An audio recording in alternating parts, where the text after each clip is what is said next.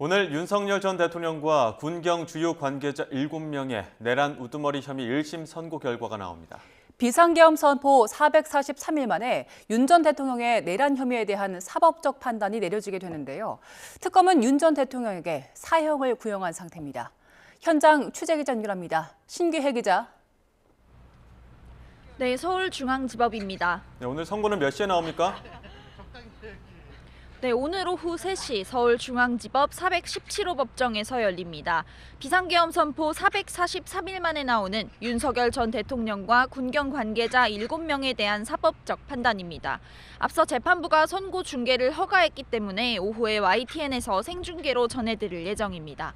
윤 전 대통령 측은 출석하겠다는 입장을 어제 밝혀서 선고를 들은 윤 전 대통령의 반응도 실시간으로 볼 수 있겠습니다. 선고는 공소사실 낭독과 유무죄 판단, 양형 이유 설명, 주문 순서인데 피고인이 많아서 맨 앞 순서는 8명 한꺼번에 진행될 전망입니다. 네, 법원은 경기를 강화했죠? 네, 법원은 설 연휴 전날 저녁부터 경계 태세를 강화했습니다. 출입구는 지하철 교대역 방향 한 곳을 제외하고 모두 막았고 일반 차량의 출입은 전면 금지했습니다. 법원은 드나드는 차량과 사람 모두 신분 확인을 엄격하게 진행하고 있는데요. 필수 업무 차량과 취재 차량 정도만 출입이 가능하고 법원 직원과 취재진도 출입증을 제시해야만 법원에 들어올 수 있는 상황입니다. 네, 이번 재판 쟁점도 정리해 주시죠. 가장 큰 혐의가 내란인 만큼 비상계엄 사태가 국헌문란 목적 폭동에 해당하는지가 최대 쟁점입니다. 구체적으로는 국회와 선관위에 대한 군경 투입, 정치인 체포조 운영, 언론사 단전 단수 지시 등이 판단 범위에 들어갑니다. 헌법과 법률에 정해진 계엄 선포 요건을 지켰는지도 쟁점입니다. 윤 전 대통령이 계엄을 선포하며 이유로 내세운 부정선거 의혹, 반국가 세력 논리 등이 판단 대상입니다. 또 계엄 선포 과정에서 법에 정해진 국무회의, 국회 통고 등의 절차가 지켜졌는지도 판단이 이뤄질 부분입니다. 네, 특검은 윤 전 대통령에게 사형을 구형했죠?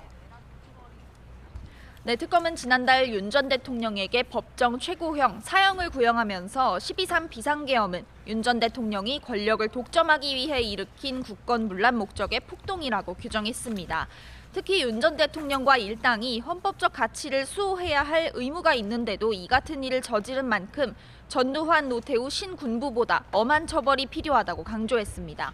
또 사형이 실제로 집행되지 않는 형벌인 점을 고려해 사형 선고가 주는 의미에 집중했습니다. 특검은 윤 전 대통령에게 특별히 낮은 형량을 선고할 이유가 없다고 지적했고 사형 선고에는 범죄에 대응하고자 하는 의지를 드러내는 의미가 있다고도 주장했습니다. 네, 윤 전 대통령 측은 어떤 입장입니까? 네, 비상계엄 선포 직후부터 계엄은 경고성 그리고 호소용이었다는 주장을 이어왔습니다. 윤 전 대통령 측은 또 국회와 선관위에 대한 군경 투입 역시 질서 유지 목적이었다고 주장하고 있고 비상계엄 선포의 이유로 들었던 반국가 세력, 부정선거 의혹도 계속 강조했습니다. 다만 이 같은 주장들은 그간 있었던 관련 재판에서 모두 받아들여지지 않았습니다. 이상민 전 장관, 한덕수 전 총리 재판에서 비상계엄 사태가 국헌문란 목적의 폭동이란 점이 모두 인정된 건데요. 오늘 오후 3시 지기현 재판부는 어떤 판단을 내릴지 주목됩니다. 지금까지 서울중앙지법에서 YTN 신기혜입니다.